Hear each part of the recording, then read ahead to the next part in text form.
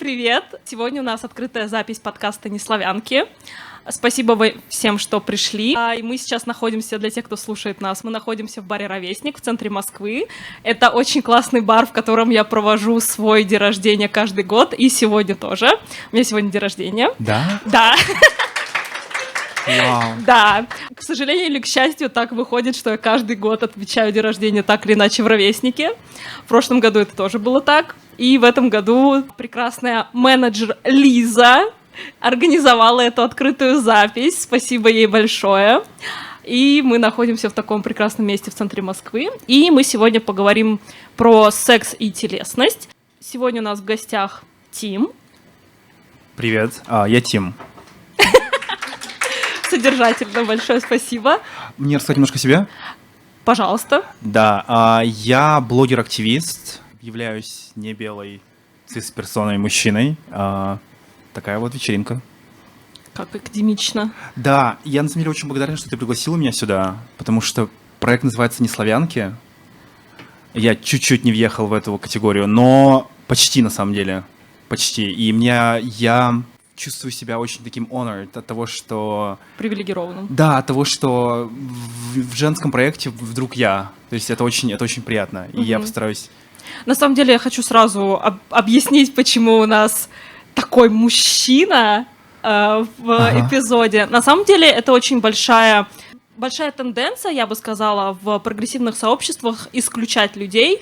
Да, мой подкаст называется «Неславянки», но если вы, те, кто слушали, те, кто смотрели, в паре эпизодов у меня были специалисты-мужчины, не белые, один из Таджикистана, другой из Бурятии.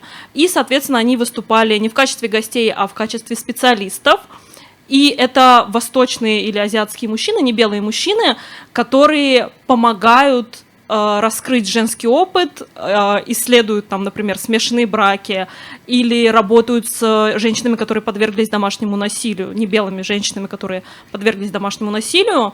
То есть приоритет в моем подкасте — это, естественно, не белые женщины, но не белые мужчины, и мужчины, так уж и быть, имеют место в нем, если они разделяют ценности подкаста и помогают небелым женщинам, потому что мы сможем чего-то добиться только вместе, и я не считаю нужным исключать кого-то из разговора, если человек действительно поддерживает ценности наши и помогает их достичь. Вау. Что ты думаешь по этому поводу? Ты польщен?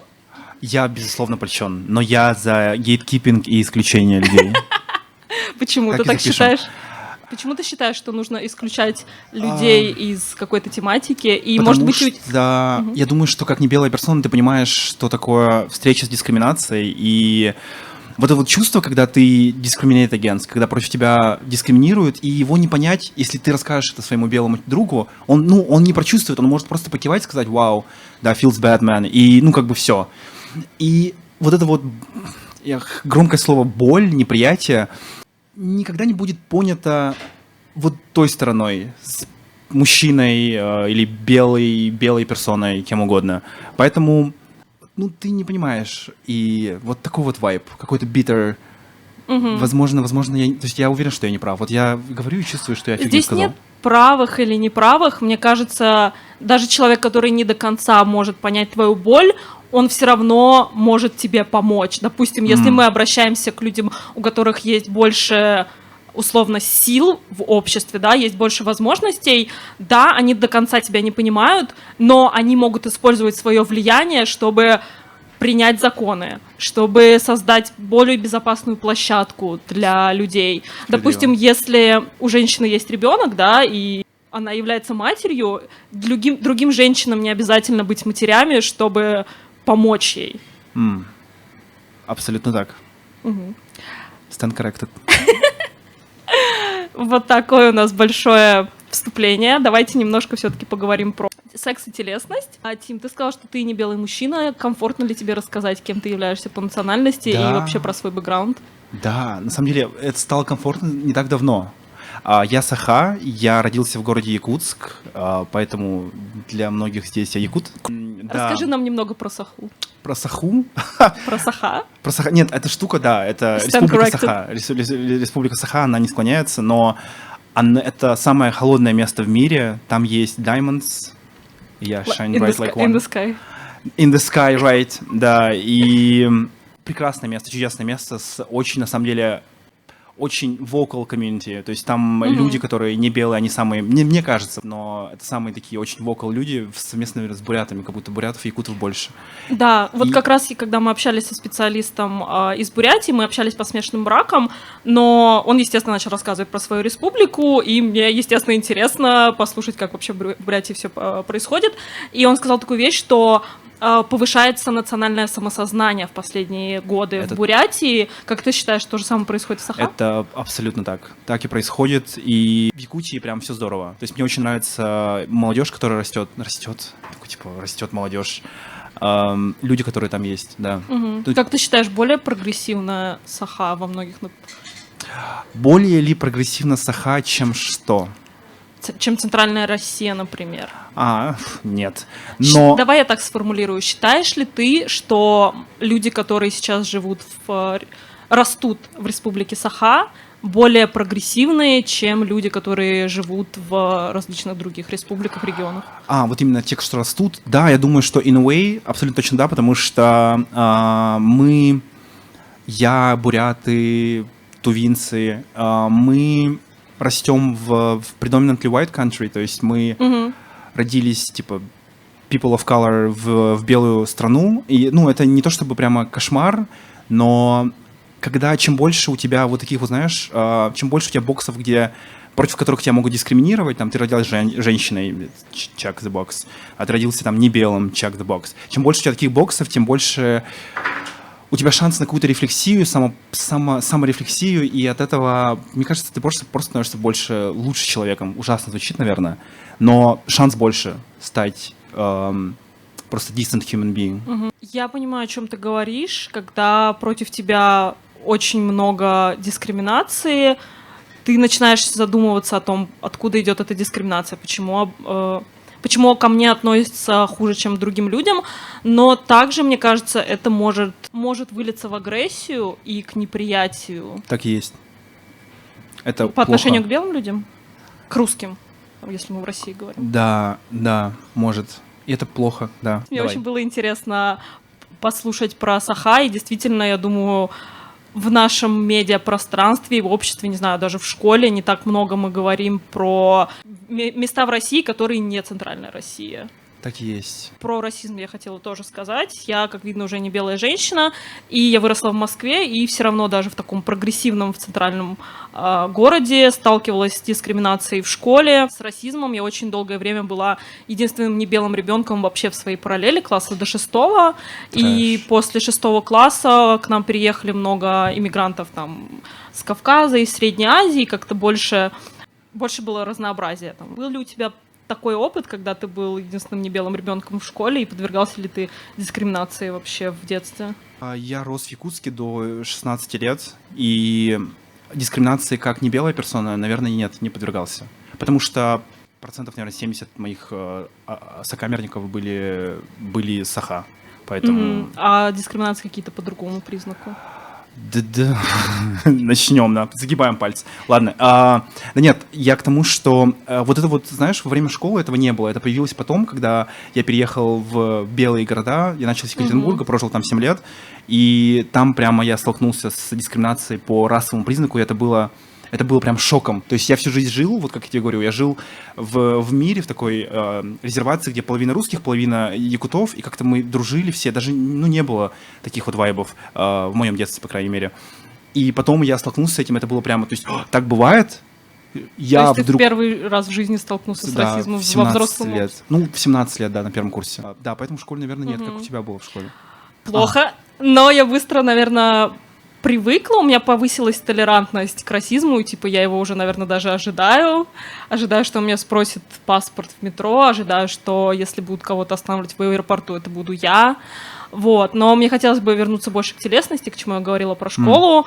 Понятное дело, что у восточных, в кавычках, женщин половое созревание раньше происходит, и меня очень гнобили там за волосы на теле, за то, что у меня начала грудь расти, и вот в таком плане. Понятное дело, что у тебя не было такого опыта, но были ли у тебя какие-то проблемы с принятием своего тела, с сексуальностью, будучи вот азиатским мужчиной именно? Да, наверное, было. Но, знаешь, наверное, не так, как у тебя. Я знаю, как к женщинам относятся. Вот волосы на теле — это вообще какой-то конец света, я считаю. У меня было такое, что у моих друзей, парней, у всех росли, типа, борода, там, усы. И тогда это было, кстати, круто, как будто бы все, вот я начал бриться, и все так как-то, это было что-то здоровское. А я как бы все ждал, и в 28 лет я не дождался. Поэтому, да, это было, наверное, это не то, что было непросто, это было такое, как бы... в плане телесности, да? В плане, я опять за расу хочу задвинуть. Давай. Я очень долго не мог принять тот факт, что я как будто отличаюсь. У меня даже была такая шутка дурацкая, ужасная шутка. Не повторяйте, только ему да. можно ее говорить. Я говорил всем, что вот как Стивен Хокинг заперт в своем теле, типа его mind, его разум заперт в теле инвалида, так это ужасность. Типа я внутри, я говорил про себя, что я русский, который заперт в теле не русского человека. То есть я говорю это потому, что я был, долбоебом, потому что я рос, типа, в white country, и, типа, я впитывал в себя, мы ходили, гоняли на всякие, на Масленицы, я гордился даже тем раньше, что говорю на русском без акцента, и мне казалось, что вот смотрите, я заперт в теле не русского человека. Кошмар, вот. Ну, то есть ты в любом случае носитель русской культуры, опять же, мы говорим в кавычках, но да. Нет, тебя люди так не считают. Да, и это казалось несправедливым дико. И поэтому, да, и я как-то пытался въезжать максимально в эти стандарты. Я думаю, что мы еще поговорим про то, что ты себя воспринимаешь русским запертым в нерусском теле. Я наполовину русская. И для меня это валидно говорить, что я русская, что я носитель русской культуры и все такое, но когда я об этом говорю, люди такие: смешная шутка. Да. Смешная шутка, да, ты, небось, откуда-то приехала и а-ля апроприируешь нашу русскую культуру, но у меня другой культуры нет. У меня есть только другой цвет кожи. А в чем культура? Ладно, я шучу, нет. Сейчас меня побьют. Все, ладно. 2 мая, день ВДВ. Ой, не 2 мая, господи, я плохой русский. 2 августа, день ВДВ. Разве это не культура? Культура, хорошая культура. Вообще культура все что Хорошая угодно может ли? называться. Ну, валидная. Существующая. Давай Существующая. сделаем такую ремарку, что существующая. Но опять же, ты говоришь про Масленицу, про салаты на Новый год, про всякие вот эти ритуалы, которые типичные. Справедливо, да. Я говорю, культура очень широкая. Можно все что угодно туда вписать. Да, но я ближе к еде, потому что такой нейтральный топик, я уже про еду говорю. Да, еда — это такой нейтральный топик, и да, действительно, для меня Новый год — это салаты. Ну, Первый канал в последнее время нет, но включенный телек, все такое. То есть вот эта культура бывших стран СНГ, да, она мне близкая, но меня не считывают как представителя этой культуры. Что, кстати, бывает плюсом. Когда я нахожусь в другой стране, меня принимают за своего, и я такая: отлично. Да, я могу торговаться. Например, в Испании где? меня... В Испании? Да, Точно. в Испании. Ты тоже был в Испании? Нет, да, я был в Испании, но я вижу, как тебя в Испании могут принять за испанку, за свою.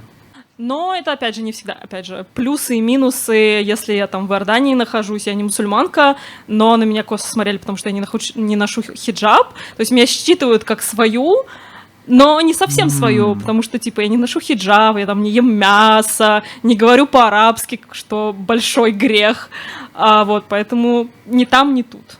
У меня есть одна знакомая в Иордании, она русская, этнически русская женщина, она ходит там в платке, то есть чтобы просто не выделяться. Да, это распространено. Ну, мы хотели поговорить еще про обрусение. Ты хотел что-то сказать про то, что ты хотел бы быть русским внешне хотя бы.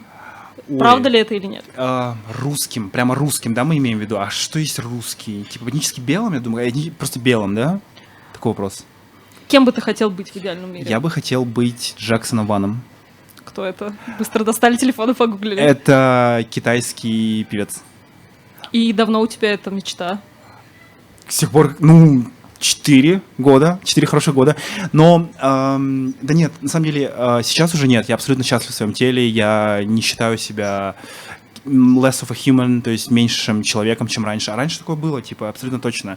И я даже обсуждал это со своими друзьями, которые тоже азиаты.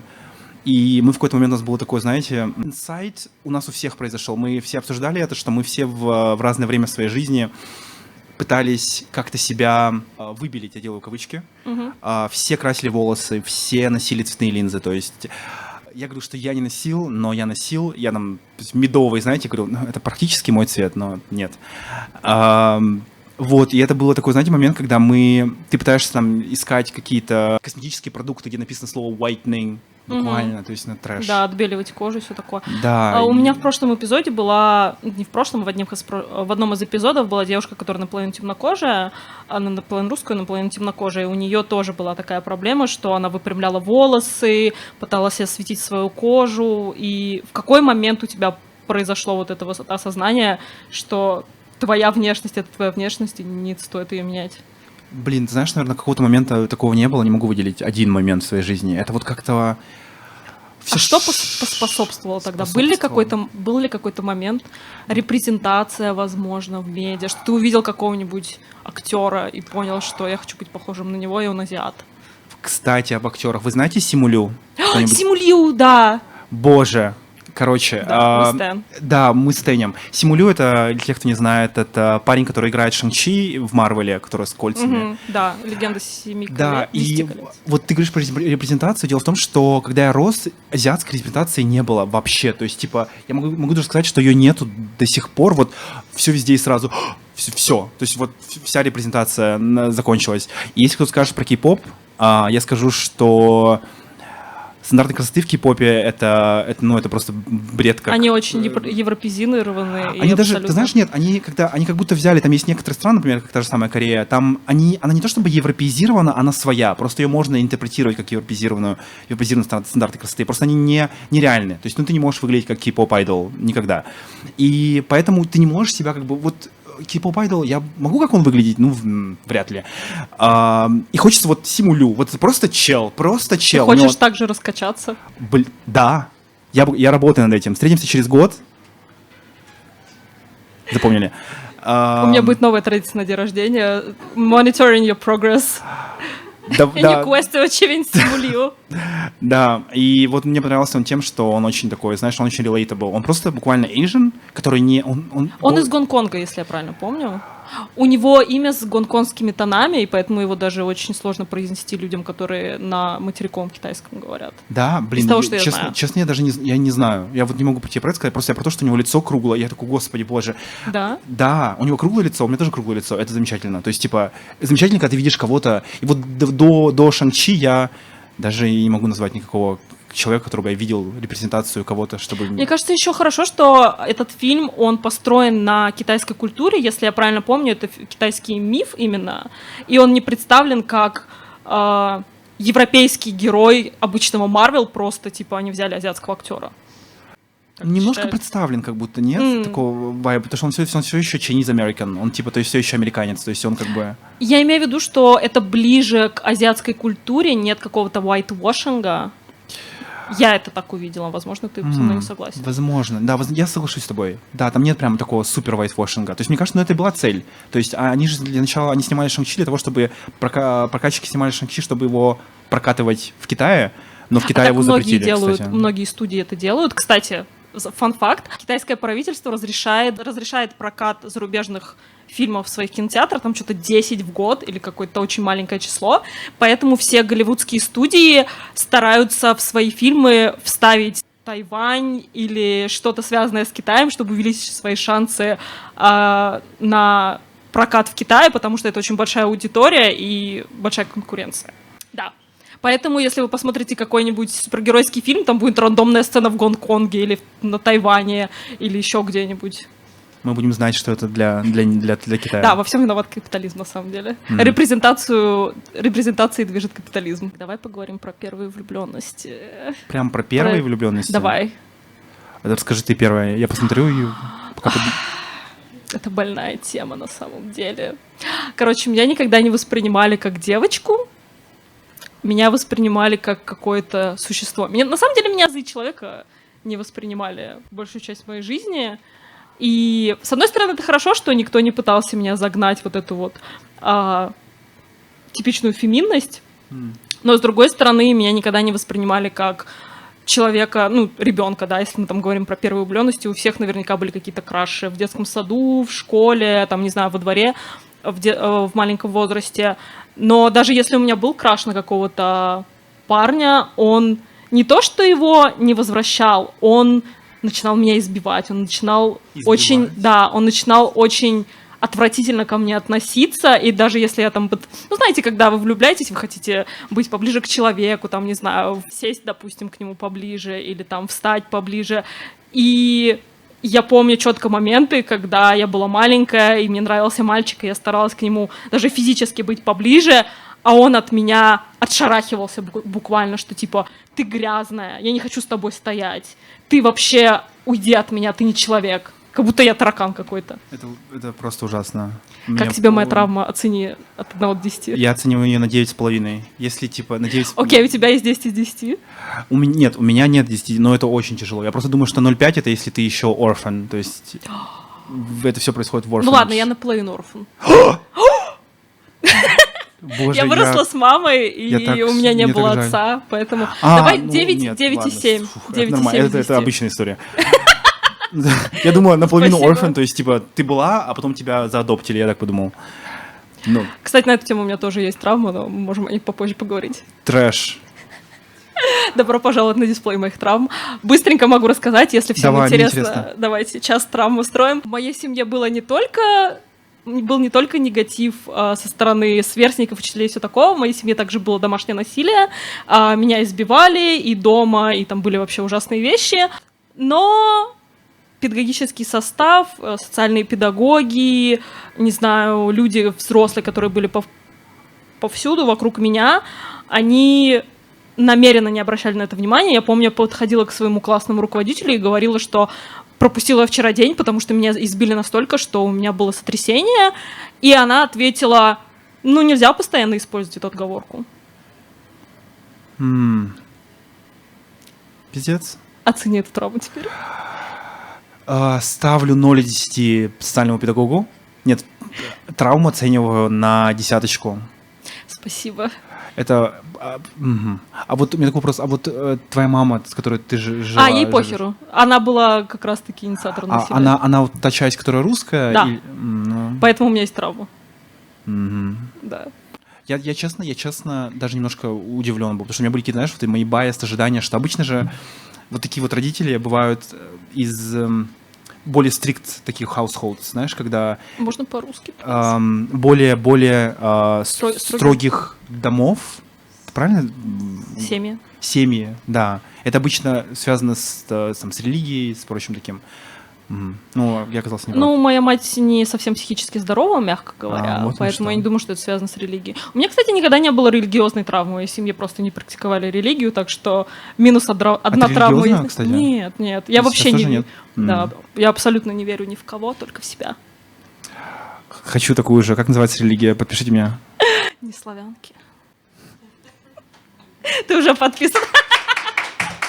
Спасибо, вы уже все адепты. Давай поделись теперь своей травмой. Я хочу. Блин, первый Не оставляй меня. Мне кажется, нет, я тебя оставляю, мне кажется. У меня была прекрасная Лида. Я ходил в садик, у меня, короче, у меня было плохое зрение в детстве. То есть, сейчас тоже плохое. Я был прям косым.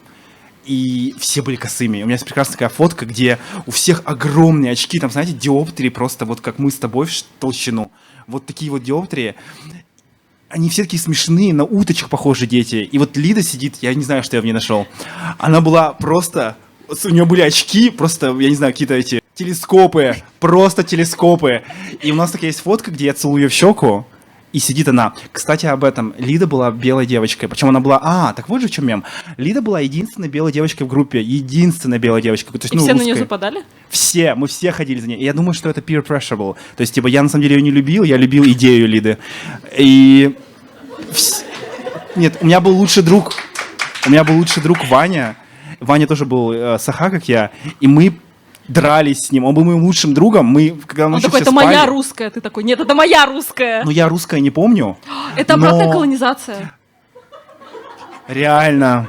Мы просто, да, мы решаем, да, что вам да, с кем... ты такой, я не могу забрать свою республику, я не могу дать независимость своей республике. Я бы очень хотел, чтобы, вот, знаете, можно было проецировать картинки из головы. Эта фотка, это просто, это мем.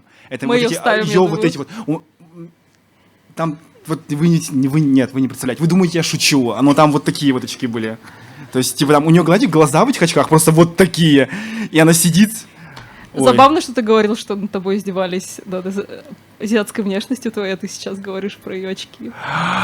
Нет, ну... Ты часть проблемы. Да, нет, то, что я часть проблемы, я родился с спермобаком, это абсолютно точно. Я даже не пытаюсь это отрицать. Но вот по поводу этого нет такого прикола, что людей в очках опрессят, правильно? Ты думаешь? Нет, я Судя знаю. по последним 5 минутам, очень опрессит.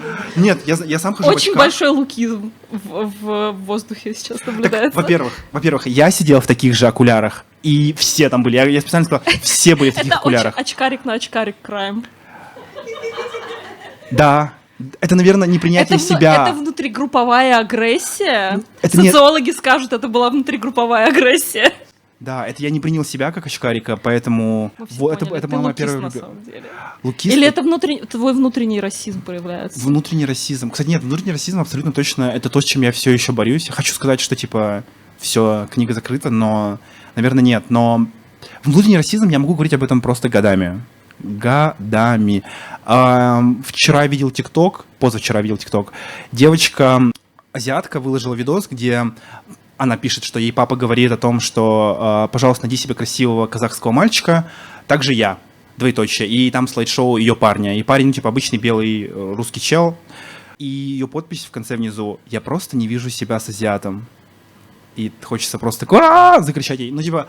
Тебе кажется, что это символ статуса какой-то? Нет, ну, абсолютно точно. Это то же самое, что происходит сейчас в Якутии. Не сейчас, когда я рос, и сейчас тоже. Я видел, люди в Твиттере пишут, девочки пишут, что за ней ухаживают много русских мальчиков. То есть, если за тобой ухаживает русский мальчик, это somehow лучше, чем якутский мальчик. И это, ну, типа, это, ну, it's not okay. То есть, типа, я понимаю, откуда ноги растут, но it's not okay.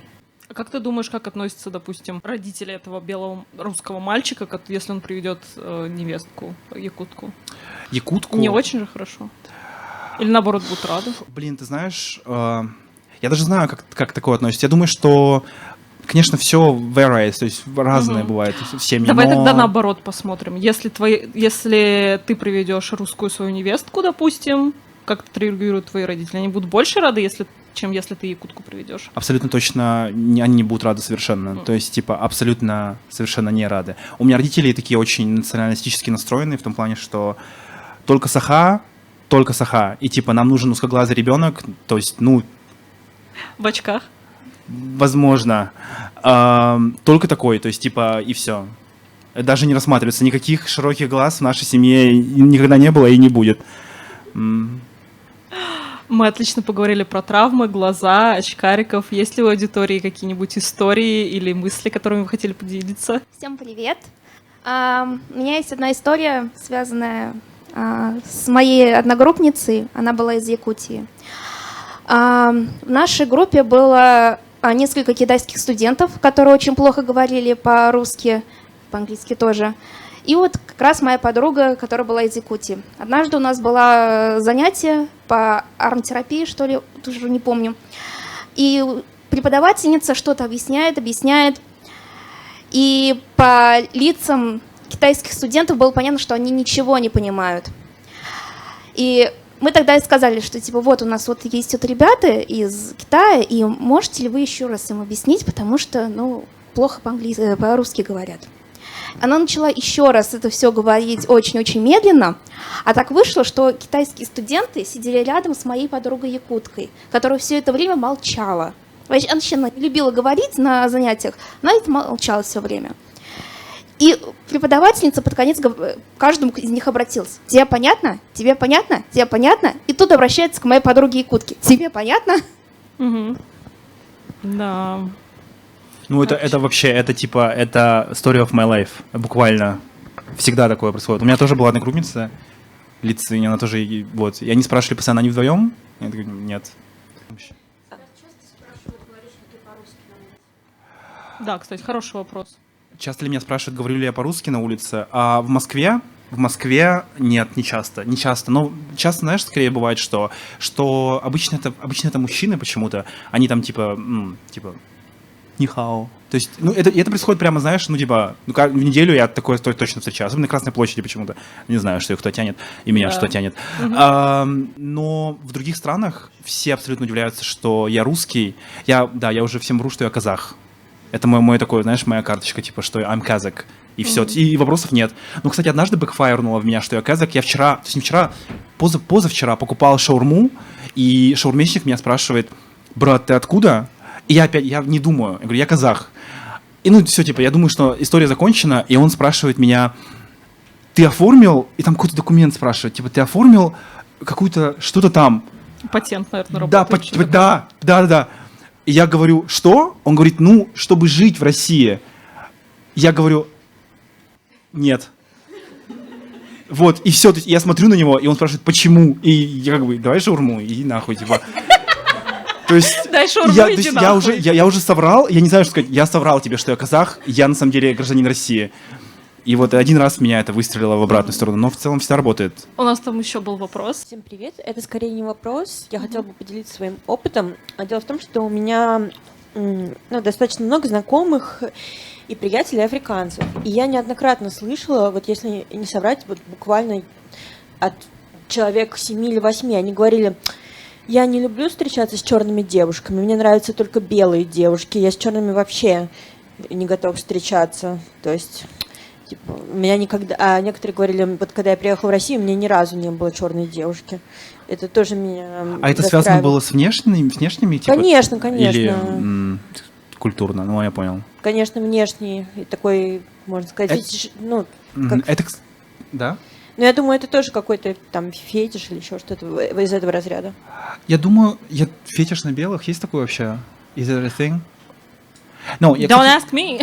Нет, я думаю, что это очень частая история, на самом деле. И в моем комьюнити, типа в азиатском, русскоговорящем азиатском комьюнити, тоже то же самое. Очень много парней, девушек, которые предпочитают встречаться с белыми людьми, с русскими этническими людьми. Но это не фетишизация, просто потому что существует такая штучка, как конвенциональная красота, конвенциональная привлекательность. И эта конвенциональная привлекательность, это одно с белой красотой. То есть нет конвенциональной азиатской привлекательности, нет конвенциональной там, темнокожей привлекательности. И у тебя есть просто какой-то набор качеств, там, например, возьмем какого-нибудь, не знаю, белого мужчину, там, какой должен быть нос, типа, прямой, плюс-минус хороший нос, плюс-минус нормальная челюсть, плюс-минус, типа, там, посаженные глаза, какого-то голубого, зеленого, даже можно карего цвета. То есть ты набираешь определенные вот эти checks the box, чем больше ты въезжаешь в белые стандарты красоты, тем больше ты, скорее всего, въедешь в, как, например, помните, как зовут Мишель Ю, которая все везде сразу? Мишель Йо, да. Мишель Йо, да. Она кореянка. Она кореянка, и она как будто въезжает в эти стандарты красоты просто по форме кожи, по цвету лица. Она очень такая, как будто, знаете, whitewash,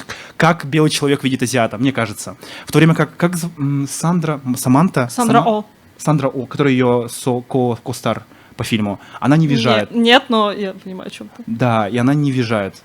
Угу. Типа просто потому, что она типа... Да, у нас был еще один вопрос. На самом деле вопросов нет. Я хочу Отдай сказать... микрофон. Нет, у меня другое. Я хочу сказать, что подкаст очень уютный, я чувствую себя как дома. Очень душевный и хороший проект, который показывает всю красоту России и всю красоту небелых людей. И Бурятия и Якутия on my bucket list. Поэтому обязательно приеду. Чувашия. И Чувашия. У меня был эпизод с девушкой про Чувашии, и у меня тема какая-то была другая, но она начала рассказывать, как приехала из Чувашии, и про саму республику. И она так интересно рассказывала, что такое, просто говори про Чувашию. Пожалуйста. Она рассказала, что Чувашия — это край тысячи песен, про какие-то их праздники, как они отмечают. Что... Мне так было интересно, и комментарии все на Ютубе тоже, типа, хочу в Чувашию. Как интересно, вот, узнать от человека, который является представителем культуры и действительно ассоциирует себя с этой культурой. И ты тоже сейчас про Саха рассказал. Летом надо лететь, летом. Окей, Не все зимой. бронируем билеты. И тут должна быть плашка авиасейлс, типа бронируйте билеты в Саха. 20 в конце июня, потому что там праздник типа солнцестояния, солнцеденствия, это типа как Новый год якутский. И это А Бузы — это туда же? Нет? Нет, Бузы это кто, помогите мне? Бурятия. Бурятия, да, сори. Но в Бурятию тоже. Да. Большое спасибо. Спасибо, Сабрина. Да, вопросик у нас еще есть. Спасибо, всем привет. Тим Привет. сказал, я не казах, я гражданин России. Я хотел бы по горячим следам задать вопрос касательно этой темы. На днях я видел скриншот комментария много невежественной девушки в Твиттере, которая написала что-то типа странно, я думала, что она казашка, а она по-русски без акцента говорит. И как раз-таки относительно этого, ты можешь отделять, например, то, что ты россиянин, и то, что ты русский. Ты же можешь быть, например, казахом и, тем не менее, гражданином России. Ты можешь иметь, например, свое самосознание как россиянина, как свою гражданскую нацию, но при этом беречь свои этнические культурные традиции и оставаться, например, якутом, казахом, киргизом, таджиком, кем угодно. Ты не обязан не быть гражданином России, чтобы называть себя полноценным казахом, например. Да, я понял тебя, Влад, но в английском языке есть классное слово nationality, и моя nationality Russian, то есть просто у нас в русском в контексте понятно, что национальность, она всегда немножко меняется в зависимости от контекста. Чаще всего национальность, как какой-то национальности, я имею в виду не твое гражданство, не твой паспорт, а твою этничность, да, в английском это ethnicity и nationality. Да. Это очень удобно, мне нравится, поэтому да, действительно, я могу быть ethnically whatever, типа nationally Russian. И немножко, наверное, скажу общо, но мне кажется, в России и у России есть большой потенциал быть культурно разнообразной страной в рамках государства. Потому что если мы даже не говорим про людей, которые сюда приезжают, вот мы сказали про африканцев, которые приезжают, там, иммигранты из других стран, у нас очень большое мультикультурное разнообразие есть в России уже. И нас всех в России объединяет, что у нас есть гражданство, у нас есть, не знаю, там, федеральные каналы, которые мы смотрим, и все прочее, но также у нас есть вещи, которые разные у всех, да, если мы говорим про регионы и республики, и это хорошо. И мне кажется, люди из всех регионов должны знать про вещи, которые происходят в России в общем. И мне кажется, это прям идеальная среда для того, чтобы сделать огромную мультикультурную державу, в которой не будет расизма и не будет национализма. Или наоборот. Хорошо, я буду говорить за, ты будешь говорить против. Я выиграю. Да, у нас есть, опять же, я считаю, что у России есть большой потенциал стать вот именно державой, где очень большое мультикультурное разнообразие, и оно никак не interferes с национальными границами, с границами страны. Именно внутри страны у нас очень разнообразная культура. Мне нравится, это очень хороший вижен, но типа из-за того, что, мне кажется, да, из-за того, что просто 20% всех людей в России не белые, и дело в том, что 20% людей, это вот в том числе кавказские люди тоже считаются типа не белыми в этом списке. И от того, что нас так мало, и все друг друга ненавидят внутри, то есть, типа, там, одни кавказцы друг друга ненавидят, то есть, если послушать дагестанцы, как он ненавидит, там, внутри Дагестана, там, очень много, как они друг друга все не любят, как, вот, например, моя мама мне все время с кровью с молоком, буряты хитрые. Я так не думаю. Но, кстати, у меня вот есть одна бурятка, она хитрая, пиздец, но... Она такая, она не хитрая, она скорее умная, но, ну, смотрите, у женщин, кстати... На тебя проецируется вот это. Воспринимается как хитрость. Да, возможно. На тебя проецируется то, что я вспомнил это буквально вот только сейчас, я 100 лет не вспоминал. Он говорит, буряты хитрые, бурятам нельзя доверять, буряты хитрые. Такое слово смешно даже, хитрые. Вот ты сказал, кстати, что 20% людей в России не белые, и что это типа мало. Это мало для... На самом деле, мне кажется, что это много, потому что по статистике рыжих людей типа 1%. Ну, их никто не любит. В смысле никто? Так, Аня, бей. Нет, я не думаю, что рыжих людей никто не любит, но я слышал абсолютно точно в том плане, что стереотипы про рыжих, не стереотипы про рыжих, а вот типа что, ну, всякие плохие вещи про рыжих, там все спекулируют на тему их хлопков, на... Для меня это новость. У вас такого не было? Так, отлично, мы идем к лобкам, мы возвращаемся к теме, давай продолжай, что ты там про лобки хотел рассказать? Рыжие или лобки у рыжих? Мне не интересно, серьезно. Я знаю уже, но... Нет, ладно, я знаю, да, но я не видел его, то есть я просто знаю. У тебя когда-нибудь спрашивали, какой у тебя лобок? Какой у меня лобок? Чмок в лобок, сами выбирайте в какой. Нет,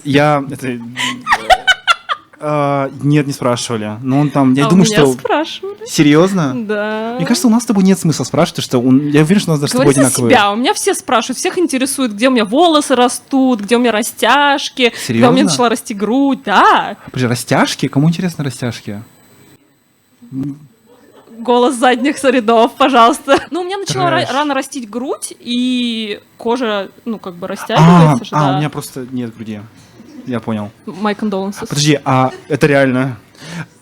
Подожди, реально, то есть, когда растет грудь, начинаются растяжки у женщин появляются? Ну, когда есть большой рост в одной какой-то части тела. Когда ты набираешь вес, у тебя кожа растягивается и, типа, растяжки Да, образуются. я знал, А что... тебе вообще задают всякие дурацкие вопросы про твою внешность, про твою физиологию? Физиологию, да. Не за- Расскажи, пожалуйста. Ну, что вы знаете про азиатских мужчин? Small pipi.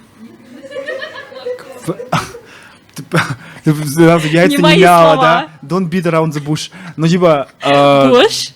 Bosch, да, ну, да, small pipi, но, во-первых, не да, да, я постоянно сталкиваюсь с таким стереотипом, что это буквально каждый, как будто бы каждый раз, когда я иду в общую компанию или с новыми знакомыми, это буквально каждый раз, там, мы идем в бар, и чуть там 2 пива, и что по членам у азиатов, что по членам, и это какая-то странная хуйня, это очень странная хуйня. У тебя что по членам?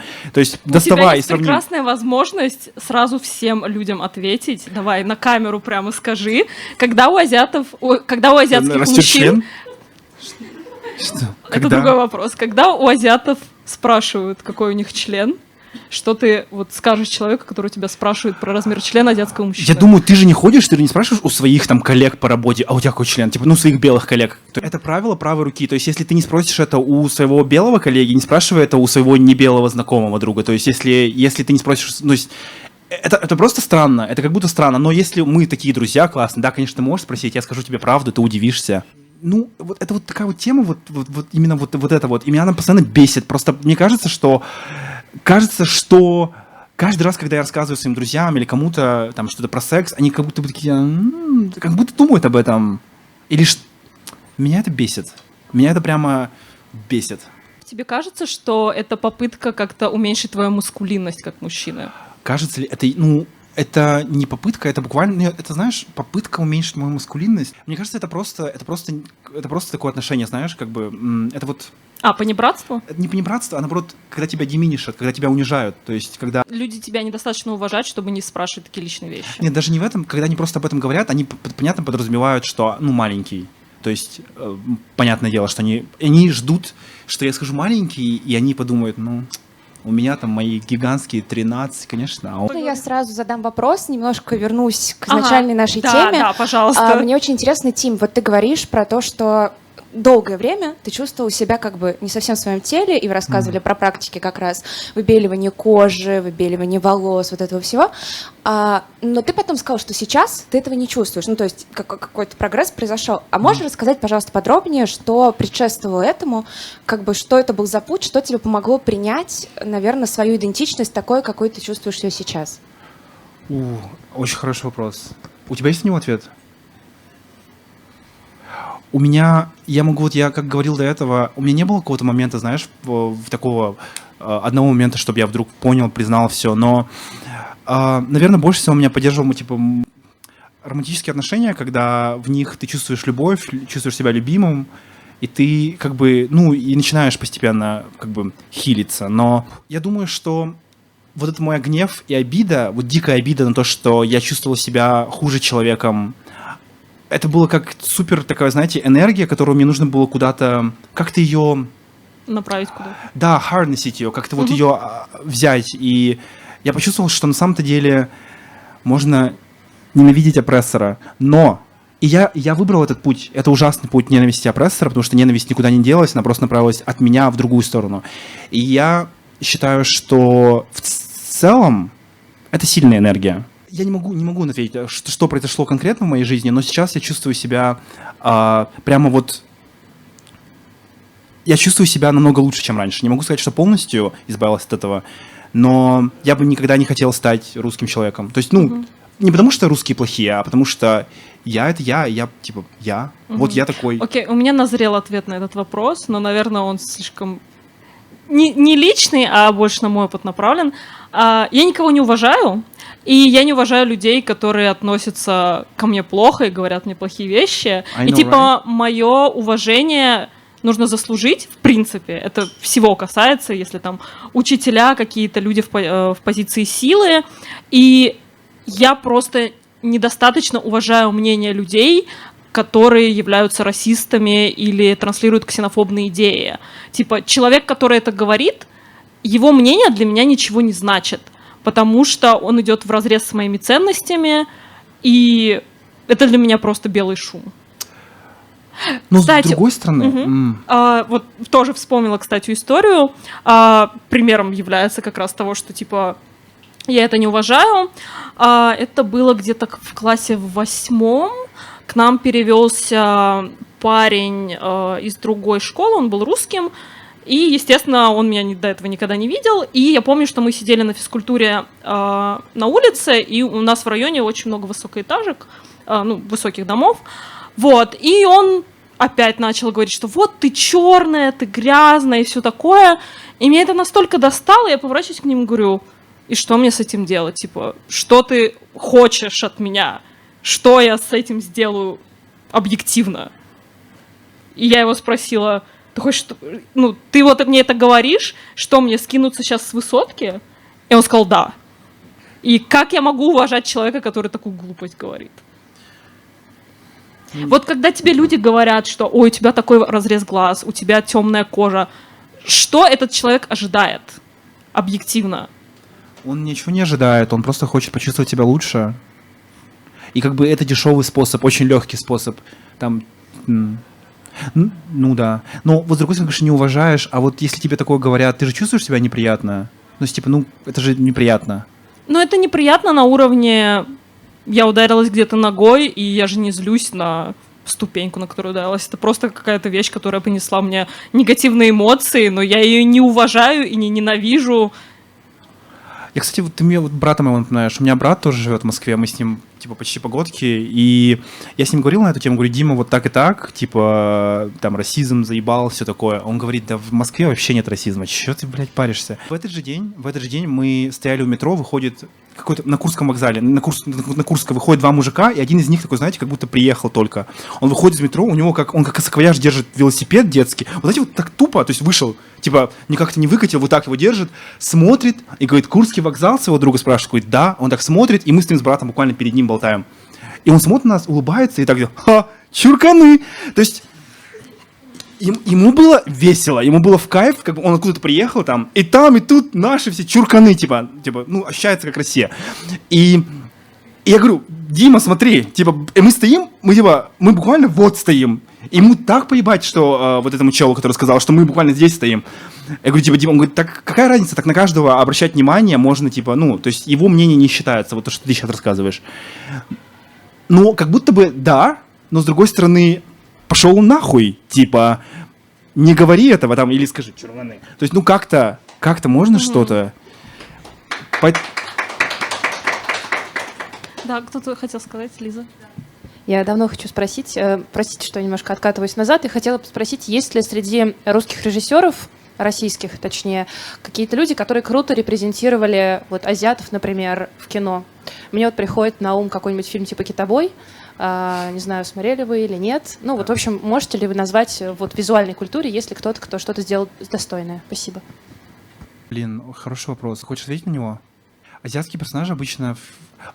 Из-за листы, помните про ВИЧ сериал? Да, я как раз хотела сказать «Нулевой пациент». Я недавно начала смотреть, очень интересный сериал, и как раз-таки там поднимается тоже национальный вопрос, национализм со стороны русских и преследование. И там один из главных героев как раз-таки калмыцкий врач. Который на самом деле казахский. О, у нас есть специалист по кино как раз. Что мы вообще...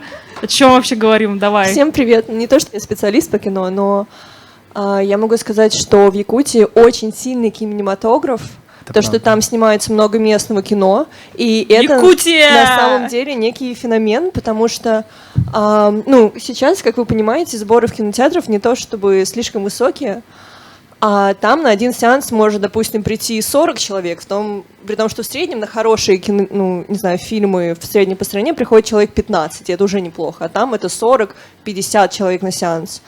И, допустим, такие фильмы, как «Айта», например, сейчас идет в кино. И... Шаришь. Да, Да, она шарит. Слежу за сборами. Вот. И такие фильмы периодически появляются, и мне кажется, очень классно то, что их показывают не только в Якутии, но также в других городах России. Это часто более такие артовые кинотеатры, типа художественного, Пионера, там в Новосибирске есть Победа прекрасная. Ну, в общем, есть в многих больших городах, миллионниках, такие кинотеатры, которые показывают якутское кино, и видно, что даже не в Якутии люди ходят, им это интересно смотреть, и мне кажется, что это восхитительно и классно. Да. И мне хотелось бы, чтобы на самом деле такое было с большими регионами России, потому что, мне кажется, везде есть талантливые люди, которым есть что рассказать. И мне кажется, да, было бы здорово, чтобы такой опыт был у всех. Это, кстати, очень хорошая идея по поводу этого, но в русском кино действительно, в русском ТВ как будто вообще нет белых людей. Или в русском именно. Или в стране России. Я считаю, что слово «россиянин» ксенофобное. Кто хочет со мной поспорить? Потому что, нет, смотри, дело в том, что я когда слышу слово «россиянин», Встретимся в курилке. когда я говорю, что я русский, имея в виду, что типа на английском слово Russian — это русский, я просто его перевожу. Я говорю, я русский, и мне говорят, ты не русский, типа я русский, а ты россиянин. И типа, это ведь, это не обидно. Просто, ты россиянин, а я русский. То есть он просто, человек хочет очень провести такую линию между вами. То есть, давай-ка разъедемся мы с тобой, потому что если ты русский и я русский, мы с тобой, типа, одно и то же. No. You just like me. Я наоборот, простите, наоборот хотела с уважением сказать Нет, сейчас. да, я абсолютно не считал можно это. всё-таки- Это скорее ко мне было. Я хотела, да, Наёмка. что вот... Почему я сказала, например, россиянин? Потому что у нас действительно есть какие-то этнические группы, которые, может быть, не хотят себя называть русскими, да, именно по какой-то причине, как канадцы в Канаде, например, делают, да, или в Америке, в Южной, где-то. Вот, поэтому я так выразилась. Нет, я абсолютно, да, я тебя считал, это в контексте все, да. Мгм. Это до меня была доебка. Я Да, просто хотела и- уточнить, как вообще относишься к термину россиянин и русский. А ты как относишься? Хороший вопрос. Типа, мне неприятно быть россиянином. Я либо русский, либо саха, то есть тут, якут. То есть... Мне кажется, каждый раз... Вот ты рассказал, что когда ты там с человеком общаешься, он тебя поправляет. Мне кажется, у меня столько поправлений со всеми людьми. Типа, когда я знакомлюсь с русским человеком, я начинаю объяснять, что я наполовину арабка, где мой отец, бла-бла-бла. Когда я там с арабами встречаюсь... Говоришь, ты казашка, это мой to go. Спасибо, Там реально- спасибо, рабочий совет. Казахи реально выглядят как угодно, то есть там может быть даже рыжий. Не в обиду. Никому? То есть там может быть все, что хочешь, поэтому... Да. Так вот, к моему ответу. И как бы каждый раз, когда я знакомлюсь с людьми, мне столько приходится объяснять, что русский россиянин, мне кажется, для меня в меньшем приоритете, чем для тебя. Я хочу сказать, что на самом деле, вот я, когда вас слушаю, я слышу, что вы много английских слов используете. Я абсолютно вас понимаю, потому что как будто бы в русском не хватает достаточно слов для того, чтобы вести разговор на эту тему. И как раз-таки поэтому я сделала акцент на том, что как правильно, как вам комфортно, чтобы в русском языке появлялись слова для проблем, которые вас волнуют. Для меня это прям насущный вопрос, потому что у меня часто спрашивают, откуда ты знаешь английский? А как мне с отцом общаться? Типа, как мне общаться с родственниками, если я не знаю арабского? Естественно, я знаю английский. А у тебя какой опыт с английским? В русском действительно нет вообще вот этой обсуждения вокруг расизма. Знаете, это очень популярно на загнивающем Западе, типа в той же самой Америке, где откуда все это приходит. И у нас даже нет таких слов. То есть у нас даже буквально нет таких слов. Хотя, с другой стороны, могу сам с собой поспорить. Сегодня я гуглил, как будет... Мы говорим постоянно про обесценивание, потому что, да, как будет обесценивание по-английски, кто знает? Я. Invalidate. Я этого не знал. Вот, да, потому что этих слов вообще нету, поэтому я считаю, что нужно, нужно, чтобы как-то вот Россия доехала до этого, до обсуждения хотя бы, знаете, потому что в России есть такой вайб очень сильный, что никто даже этого не хочет обсуждать, никто не хочет об этом говорить. Да, с этим я могу согласиться. Да, и как бы, и даже, например, моя мать говорит, типа, что ты выебываешься, вот что ты там какую-то хуйню снимаешь, типа, забей. И, кстати, отец начал меня поддерживать, потому что он мне рассказал все свои истории, как его, типа, он учился в Новосибирске, его там жестко били, расизмили. Он служил тоже в Новосибирске, он был там единственным не белым человеком, его тоже били, расизмили. И он говорит, что типа русских не переучить. А с другой стороны, говорю, я ему сказал о том, что сейчас я нахожусь в ситуации намного лучше, чем ты находился тогда. И он сказал, ладно, возможно, переучить. И мы такой прям, у нас был бондинг момент, очень приятный. Мне хотелось вернуться все же к теме касаемо телесности и прочего. Наверное, это вопрос что к Тиму, что к тебе, Марьям. Как точнее, вы сталкивались вообще с моментами, когда была объективизация или фетишизация? Каждый день своей жизни. А вот касаемо Тима. Да, вот. Да, причем с азиатскими мужчинами там такая история, что это либо десексуализация, либо суперсексуализация. То есть посерединке таких не бывает. Я вот сейчас думаю о том, все мои партнеры были типа ёбнутыми. То есть все сексуализировали азиатских мужчин, причем объективизировали, наверное. И знаете, когда тебе нравится человек, не так уж и плохо, но когда нет... Меня больше заботит десексуализация азиатских мужчин. Это я очень могу тоже об этом долго говорить, у нас нет времени. Скажи, Марьям, у тебя... Ты вот киваешь, то же самое было? Да. Не смотрите на него, но в аудитории, в комнате с нами находится мой партнер, с которым мы уже больше 10 лет живем вместе. Он прекрасный белый мужчина, который знает, как обращаться с камерой, и не только камерой. И я хочу сказать, что это для меня пример русского мужчины. Показывай пальцем, он как антилопа, на него нельзя смотреть. Он для меня... Вот мы говорили много, как себя полюбить, и когда тебя любят, полюбить себя легче, как бы это ни звучало. Как бы это ни звучало, что типа, не, нужно любить себя поодиночке, нужно сначала найти любовь в себе, а потом типа искать партнера. Мне кажется, в моем опыте, по крайней мере, легче себя любить, когда есть человек, который любит тебя, который слушает все твои травмы, который может помочь тебе, который всегда тебя поддерживает и любит тебя just the way you are. Вот, Боже, поэтому... Я сейчас заплачу, мне так плохо, что... Поэтому, солнышко, спасибо тебе большое. И вот это вот прекрасное мое солнышко, которое сидит напротив меня, это большая часть, почему я принимаю свое тело, почему я принимаю свою этническую идентичность. И он меня очень поддерживает даже сейчас, помогает мне с этим проектом. Вот. И завершая наш разговор, мне хотелось бы с тобой обсудить такой вопрос. Что могут сделать партнеры и что могут сделать русские люди, с которыми вы вообще общаетесь, чтобы помочь тебе, как небелому человеку, принять свою телесность? И что вообще могут наши сделать союзники? Блин, знаешь, мне кажется, это вопрос не про этничность, типа, это просто вопрос про чтобы быть просто порядочным, хорошим человеком, все, конец мема. То есть ты просто... то есть, если я, например, инвалид, мне жалуется, как тяжело жить инвалиду, я не буду говорить, я вот ломал руку в 8 классе, то же самое. Или я не буду, то есть я не буду... Обесценивать его опыт, то есть никак. Если с тобой человек просто говорит тебе о том, что существует расизм какой-то по отношению к нему или объективизация по отношению к его телу, ты просто как бы говоришь, бывает. То есть не бывает, то есть ты просто переживаешь и все. Это не... Даже вот мне кажется, это совершенно не про это. Если ты с человеком вместе, то главное просто любить человека, быть к нему добрым.